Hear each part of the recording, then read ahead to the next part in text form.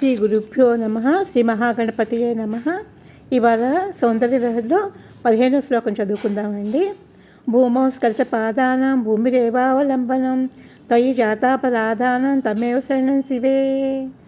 శరజ్యోత్స్నా శుద్ధాం శశియుత జటాజూటమకుటాం వరత్రా సత్రాణ స్ఫటిక గుటికా పుస్తకకరాం సకృన్నత్వా నత్వా కథమివ సతాం సన్నిధతతే మధుక్షీరాద్రాక్ష మధురేణాః పండితయః.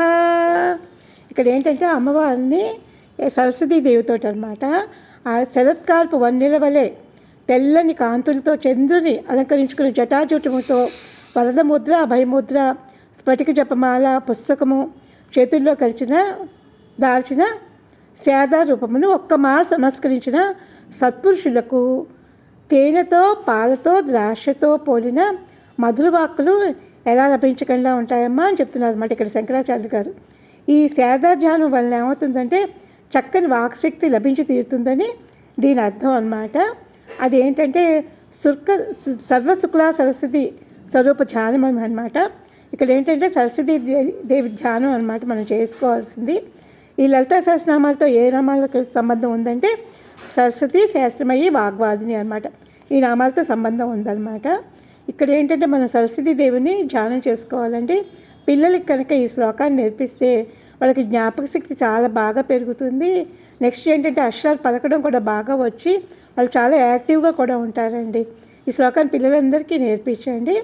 శరజ్యోత్స్నా శుద్ధాం శశియుత జటాజూటమకుటాం వరత్రా సత్రాణ స్ఫటిక గుటికా పుస్తకకరాం సకృన్నత్వా నత్వా కథమివ సదా సన్నిధతతే మధుక్షీరాద్రాక్ష మధురేణాః పండితయః. పెద్దవాళ్ళకు కూడా జ్ఞాపక శక్తి బాగా ఉండడానికి ఈ శ్లోకం మరీ చదువుకుంటే రోజుకండి 32 సార్లు చదువుకొని మనం అన్నపాయసం కానీ ఏదైనా నైవేద్యం పెడితే చాలా మంచిది. మళ్ళీ ప్రతి పౌర్ణమికినండి నిండు చంద్రుడు ఉంటాడు కదా, ఆ రోజు కూడా అక్కడ ఈ శ్లోకం చదువుకుంటూ అమ్మవారు ఎదురుగుండా కూర్చుని రాత్రిపూట పాయసం నైవేద్యం పెడితే తీసుకుంటే కనుక ఎటువంటి ఆది వ్యాధులు ఉన్నా కూడా తగ్గిపోతాయి అన్నమాట. ఏ వయసులో ఉన్నవాళ్ళకైనా ఈ శ్లోకం నేర్చుకోవాలి అని ఆది శంకరాచార్యులు గారు మనకి ఇచ్చారనమాట. ఈ శ్లోకాన్ని అందరూ మళ్ళీ చదువుకుంటారు.